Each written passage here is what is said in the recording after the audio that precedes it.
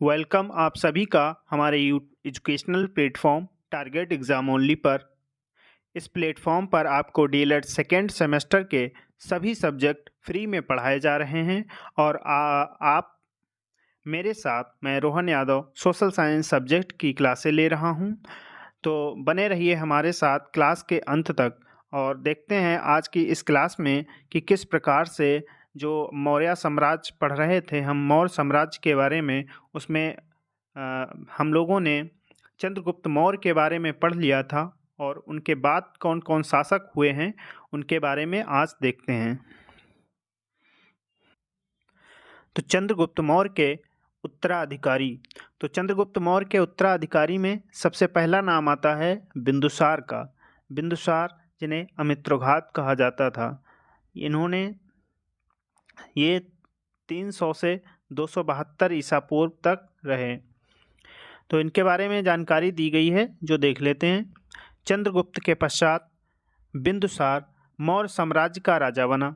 बिंदुसार इतिहास में अमित्रघात के नाम से विख्यात था। अमित्रघात का यहाँ पर अर्थ मतलब होता है कि शत्रुओं का संहारक, मतलब शत्रुओं का जो संहार करता है उसे अमित्रघात कहते हैं।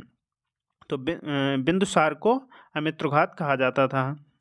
बिंदुसार ने अपने पिता के साम्राज्य की सुरक्षा की। उसने विद्रोहियों को दबाया और विदेशी जो शासक थे उनके साथ मित्रतापूर्वक संबंध बनाए रखे। बिंदुसार धार्मिक प्रवृत्ति का व्यक्ति था। संभवतः उसकी इस प्रवृत्ति का प्रभाव अशोक पर भी पड़ा। तो आगे दिया गया है अशोक के बारे में, जो आप देख सकते हैं यहाँ। ये अशोक का एक चित्र लगा हुआ है, ये अशोक थे और अशोक का कार्यकाल जो है ये 273 से ईसा पूर्व से 236 ईसा पूर्व तक रहा। इनके बारे में जान लेते हैं। इनके बारे में यहाँ पर दिया गया है कि अशोक की गणना भारत के नहीं अपितु विश्व के महानतम शासकों में होती थी। संभवतः वह विश्व का प्रथम शासक था जिसने साम्राज्यवादी नीति का त्याग किया तथा प्रजा को अपनी संतान के समान समझा। धर्म के साथ साथ प्रशासनिक मामलों में भी अशोक की गहरी अभिरुचि थी। चंद्रगुप्त मौर्य ने अपने शासनकाल में कश्मीर को छोड़कर संपूर्ण पंजाब पर अधिकार कर लिया था। अतः जब अशोक मौर्य साम्राज्य का शासक बना तो उसने कश्मीर को विजित कर कश्मीर घाटी में श्रीनगर की स्थापना की। अशोक की जो कश्मीर विजय है, कश्मीर विजय की पुष्टि वो कल्हड़ की राज तरंगिणी से होती है। ये कल्हड़ जो थे, इनकी एक पुस्तक का नाम है राज तरंगिणी। इसी से जो कश्मीर विजय है उसके बारे में, अशोक की कश्मीर विजय के बारे में यहाँ से जानकारी प्राप्त होती है। आगे दिया गया है अशोक के बारे में कि अशोक के जीवन का सर्वाधिक महत्वपूर्ण युद्ध कलिंग युद्ध विजय था। ये युद्ध जो था वो कलिंग विजय थी। इस युद्ध ने अशोक को चंडाशोक से धर्माशोक में परिवर्तित कर दिया। अपने शासनकाल के 13वें वर्ष में अशोक ने कलिंग विजय राज्य पर आक्रमण किया था। कलिंग उस समय का एक शक्तिशाली राज्य था। कलिंग के पास एक विशाल सेना थी। मगध के लिए अपने पड़ोस में ऐसे शक्तिशाली राज्य का होना मगध के अस्तित्व के लिए घातक था। अतः अशोक ने कलिंग की स्वतंत्रता को समाप्त कर देने का निश्चय किया। कलिंग युद्ध में घायलों की संख्या 2,50,000 से अधिक थी और लगभग 15,000 व्यक्ति इस युद्ध में कैद किए गए थे।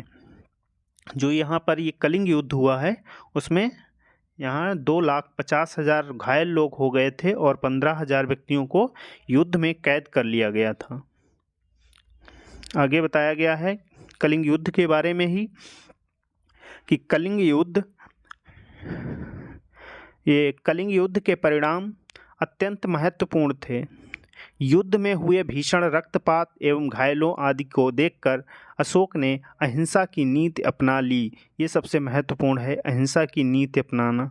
अहिंसा की नीति अपना ली तथा सदैव के लिए युद्ध करना छोड़ दिया। अशोक की इस नीति का एक परिणाम यह भी हुआ कि इसने सनय सनय मगध साम्राज्य का पतन होना आरंभ हो गया। दूसरी ओर बौद्ध धर्म के प्रचार द्वारा भारतीय संस्कृति का प्रचार विदेशों में भी हुआ।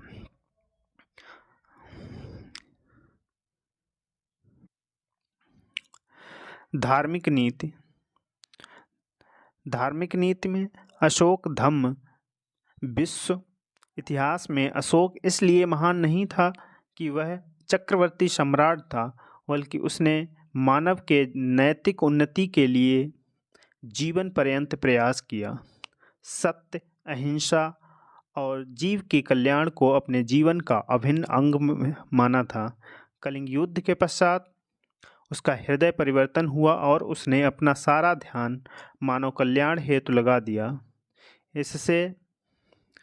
इसके लिए उसने जिन नियमों और सिद्धांतों का विकास और प्रचार किया वे इतिहास में धम्म के नाम से जाने जाते हैं।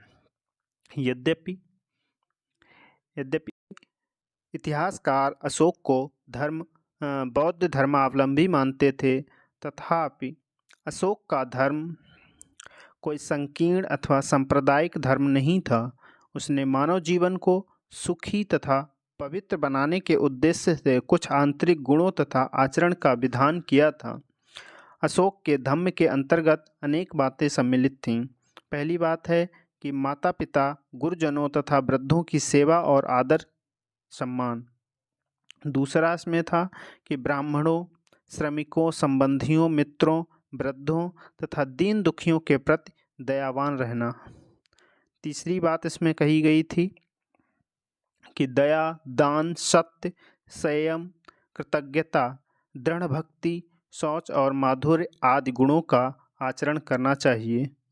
चौथा जो बात कही गई थी उसमें सेवकों तथा श्रमिकों के साथ अच्छा व्यवहार करना चाहिए। पांचवी बात अल्प व्यय तथा अल्प संग्रह करना चाहिए। सिक्स था निषेधात्मक आदेशों में उसने कम से कम पाप करने पर बल दिया था। इसके लिए निष्ठुरता, क्रोध, अभिमान, ईर्ष्या आदि दुर्गुणों से दूर रहने का उपदेश दिया था। और लास्ट दिया है कि धार्मिक भावना तथा आचरण के विकास के लिए उसने समय समय पर आत्मनिरीक्षण की आवश्यकता पर विशेष बल दिया था। नेक्स्ट आगे बताया गया है कि अशोक के धर्म की विशेषताएं। अशोक का जो धर्म था उसकी क्या क्या विशेषताएं थीं वो देख लेते हैं। तो अशोक के धम्म के आदर्शों एवं सिद्धांतों की विवेचना करने पर अशोक के धम्म में निम्नलिखित विशेषताएं परिलक्षित होती हैं, जिसमें पहली दी गई है सार्वभौमिकता। पहली सार्वभौमिकता दी गई है, इसके बारे में जानते हैं क्या होता है। तो अशोक के धर्म को सार्वभौम कहा जा सकता है क्योंकि इस धर्म में उन उपदेशों का समावेश है जो सभी धर्मों में समान रूप से मान्य हैं। इस धर्म में सांप्रदायिकता के लिए कोई स्थान नहीं था। ये बहुत महत्वपूर्ण बात है। आगे दिया गया है सहिष्णुता। सहिष्णुता क्या होता है कि सार्वभौम होने के कारण इसमें सभी धर्मों के प्रति समान सम्मान था। यह धर्म वसुधैव कुटुंबकम के सिद्धांत का अनुमोदन करता था। सहिष्णुता होती है मतलब सभी के प्रति एक तरह से समान रहना। आगे बताया गया है कि तत्वों पर बल किन किन तत्वों पर बल दिया गया।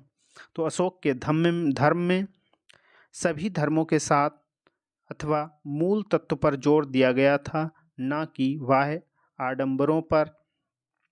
यह धर्म दार्शनिक सिद्धांतों के स्थान पर व्यवहारिक कर्तव्यों तथा आचरणों पर बल देता था। आगे बताया गया है कि नैतिकता तथा आचरण की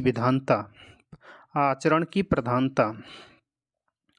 तो अशोक के धर्म में नैतिकता तथा आचरण की प्रधानता थी। यह धर्म जो था वो शुद्ध नैतिक धर्म था और इसका सीधा संबंध मनुष्यों के आचरण तथा कर्मों से था। इस धर्म में आचरण की एक नियमावली थी जिसके अनुसार ही व्यवहार करना पड़ता था। आगे बताया गया है अहिंसा। अहिंसा अहिंसा क्या था? अहिंसा तो बहुत सभी ने सुना होगा कि अशोक का धर्म अहिंसात्मक था, जिसमें न केवल मनुष्यों वरन पशुओं की भी हत्या का निषेध था। इस धर्म में सभी प्राणियों पर दया दिखाने का अनुरोध किया गया था। आगे बताया गया है कि अन्य धर्मों का सम्मान भी इसमें किया गया है। तो अशोक के धर्म में इस बात की छूट थी कि लोग इस धर्म को स्वीकार करते हुए भी विभिन्न धर्मों और संप्रदायों के लोग अपने धर्म में विश्वास रख सकते हैं। आगे है मौर्यकालीन संस्कृति की। जो मौर्य साम्राज्य था उस दौरान किस प्रकार की संस्कृति विकसित हुई और क्या क्या सामाजिक संस्कृति के मूलभूत सिद्धांत थे। तो इसमें सबसे पहले दिया गया है सामाजिक दशा, कि वहाँ पर सामाजिक दशाएं कैसी थीं। तो इसमें मेगास्थनीज के विवरण तथा कौटिल्य के अर्थशास्त्र से ये ज्ञात होता है कि मौर्य काल में वर्ण व्यवस्था का पूर्ण विकास हो चुका था। समाज ब्राह्मण, क्षत्रिय, वैश्य, शूद्र, इन 4 वर्णों में विभाजित था। मेगास्थनीज के अनुसार समाज दार्शनिक, कृषक, गोपालक, शिल्पी, योद्धा, निरीक्षक अथवा गुप्तचरिणी कहते थे, और 7वां मंत्री, इन 7 जातियों में विभक्त था। ये मेगास्थनीज मानते हैं, जबकि कौटिल्य का अर्थशास्त्र जो है उसके अनुसार कुछ 4 प्रकार से डिवाइजन किया गया है। समाज के नैतिक दृष्टि से उच्च कोटि का था और स्त्रियों की स्थिति संतोषजनक थी। भोजन में ये लोग गेहूँ, चावल, जौ, फल, दूध, दही आदि लेते थे। गायन, वादन, नृत्य, नाटक, रथ दौड़, शिकार, मल्ल युद्ध आदि ये सब प्रमुख इनके मनोरंजन के साधन थे। मौर्यकालीन लोग मौर्यकालीन लोग थे वो आभूषण पहनने के शौकीन थे। में तक्षशिला, बनारस, उज्जैनी इस काल के शिक्षा के प्रमुख केंद्र थे। झूठ, चोरी आदि से लोग घृणा करते थे। ये इनकी सबसे अच्छी व्यवस्था थी। उस समय भी इतना ज़्यादा आचरण और ये सब चीज़ें थीं जो आजकल सब बिगड़ता चला जा रहा है। आगे दिया गया है आर्थिक दशा। आर्थिक दशा में दिया गया है कि मौर्य काल में कृषि एवं कृषकों पर विशेष ध्यान दिया जाता था। अर्थशास्त्र में व्रीहि, जो साठी धान होता है उसे व्रीहि कहा जाता था, और शामिल, जो अगहनी धान होता है उसे शामिल कहा जाता था। इसके साथ मूंग है, उड़द, अंगूर, कपास, जामुन, बेर, आंवला आदि ये सब उल्लेखनीय हैं। ये इसमें मिलता है। व्यापार जल एवं स्थल दोनों मार्गों से होता था। तक्षशिला, काशी, उज्जैन, कौशाम्बी, पाटलिपुत्र आदि मुख्य आंतरिक व्यापारिक केंद्र भी थे, और इसमें उज्जैन, तक्षशिला, पाटलिपुत्र ये शिक्षा के भी केंद्र थे। आगे है इसमें धार्मिक दशा क्या थी उस समय की। तो धार्मिक दशा में बताया गया है कि ब्राह्मण धर्म प्रमुख धर्म था। ब्राह्मण धर्म के अतिरिक्त बौद्ध धर्म और जैन धर्म भी अनुयायी थे। इस धर्म के भी बहुत से अनुयायी थे। इसके साथ दिया गया है मौर्यकालीन कला। मौर्यकालीन किस प्रकार की वास्तुकला और ये सब रही है उसके बारे में। तो स्तूप जो है वो मौर्यकालीन वास्तुकला के सर्वोत्तम उदाहरण हैं। स्तूप किसी महान व्यक्ति की स्मृति को यथावत रखने के लिए बनाया जाता था। ठोस पाषाण स्तंभ भी कला के श्रेष्ठ उदाहरण हैं। जो ठोस पाषाण स्तंभ हैं वो भी इस कला के श्रेष्ठ उदाहरण हैं। आगे बताया गया है कि मौर्यकालीन स्तंभों के निर्माण में चुनार के बलुआ पत्थर का प्रयोग किया जाता था। मौर्यकालीन भवनों में भी कलात्मक दृष्टिगोचर होती थी। प्रारंभ में भवन निर्माण में लकड़ी व ईंटों का प्रयोग किया जाता था, और अशोक के समय में भवन निर्माण में पत्थर का भी प्रयोग होने लगा। गुफाओं में बराबर और नागार्जुनी की गुफाएं कलात्मक हैं। ये दो गुफाएं बहुत फेमस हैं कि बराबर की गुफाएं और नागार्जुनी की गुफाएं। मौर्यकालीन मूर्तियों में मथुरा के पास परखम से मिली यक्ष की मूर्ति, बेसनगर की स्त्री की मूर्ति उल्लेखनीय है। आगे बताया गया है मौर्य साम्राज्य का पतन के कारण कि ये पतन हुआ इसका, इतना बहुत विशाल मौर्य साम्राज्य था और इस विशाल मौर्य साम्राज्य का पतन क्यों हुआ, उसके क्या क्या कारण थे, जो इस प्रकार यहाँ पर बताए गए हैं कि मौर्य साम्राज्य के पतन के लिए अनेक कारण उत्तरदायी हैं, जिसमें मुख्य कारण इस प्रकार हैं। जैसे नंबर 1, अशोक के अयोग्य उत्तराधिकारी। ये सबसे महत्वपूर्ण कारण है क्योंकि अशोक के बाद जितने भी इनके बाद के शासक और राजा बने हैं वो इतने ज़्यादा योग्य नहीं थे कि इतने बड़े साम्राज्य को चला सकते थे। जिसमें सब बताया गया है कि अशोक की मृत्यु के बाद जो कुणाल हुए, दशरथ, संप्रति, सालिशक और देववर्मा उत्तराधिकारी हुए हैं, सभी में यह अयोग्यता जो भी ये हुए हैं, इनमें सब में ये योग्यता नहीं थी कि ये इतने बड़े साम्राज्य को शतधनुष और बृहदत्त बनाए रखते। मौर्य वंश जो था उसका अंतिम शासक बृहद्रथ था। बृहदत्त वह एक अयोग्य शासक था। उसने राजकाज एवं सैनिक मामलों में कोई दिलचस्पी नहीं ली, वरन अपना सारा समय भोग विलास में व्यतीत करता था। इसका लाभ उठाकर बृहदत्त के सेनापति पुष्यमित्र शुंग ने राजा की हत्या कर सत्ता हथिया ली और मौर्य वंश का अंत कर दिया। इसी में आगे बताया गया है कि साम्राज्य की विघटनकारी प्रवृत्ति क्या थी। तो अशोक की मृत्यु के साथ ही साम्राज्य की विघटनकारी शक्तियां सशक्त और सक्रिय हो गईं, जिन पर मौर्य शासक नियंत्रण नहीं रख सके। धीरे धीरे स्थानीय शासकों ने अपने को स्वतंत्र कर मौर्य साम्राज्य को अत्यंत संकुचित कर दिया। आगे जो भी इसमें हुआ है कि जब शासक मौर्य साम्राज्य का इतना कमज़ोर होता चला गया और सशक्त नहीं था, तो छोटे छोटे जो राजा थे, जो छोटी छोटी जगहों पर राज कर रहे थे, वो धीरे धीरे शक्तिशाली होते गए और इस साम्राज्य को छोटा कर दिया। आगे बताया गया है आंतरिक व्यवस्था, जो आंतरिक अव्यवस्था के बारे में बताया गया है कि जो मौर्य साम्राज्य था उसमें पतन का जो कारण था, उसमें आंतरिक अव्यवस्था फैल गई इसलिए और इसका पतन हो गया। तो मौर्य साम्राज्य के पतन के आंतरिक अव्यवस्था ने भी महत्वपूर्ण योगदान दिया। मौर्य साम्राज्य की विशालता के कारण उस पर साधनों के अभाव में नियंत्रण रख पाना कठिन था, जिसका लाभ उठाकर प्रांतीय अधिकारी शक्तिशाली और स्वतंत्र होते गए। जो छोटे छोटे प्रांत थे वो लोग स्वतंत्र होते चले गए और इसका पतन हो गया। आगे बताया गया है कि जो अधिकारी थे उनका अत्याचार बढ़ने लगा। तो चंद्रगुप्त मौर्य ने कठोर प्रशासनिक व्यवस्था द्वारा साम्राज्य पर नियंत्रण बनाए रखा था। जो चंद्रगुप्त मौर्य थे उन्होंने तो बनाए रखा, अशोक के पश्चात उनके वहाँ से और अशोक तक बना रहा, लेकिन अशोक के पश्चात जो कमज़ोर इतने ज़्यादा शासक आए हैं, उनके राज्य का कर्मचारियों पर नियंत्रण ढीला पड़ गया, जिससे वे अत्याचारी और उत्पीड़न करने वाले बन गए। इसलिए जब पुष्यमित्र ने बृहदत्त की हत्या कर सत्ता हथिया ली, तो जनता ने मौर्यों के आंसू नहीं बनाए। जो मौर्य जो थे उनके लिए आंसू नहीं बहाए, मतलब कि जनता ने इन मौर्यों का कोई भी साथ नहीं दिया था। आगे बताता है यवन आक्रमण। यवन या यूनानी लोग जो थे उनके द्वारा आक्रमण किए गए।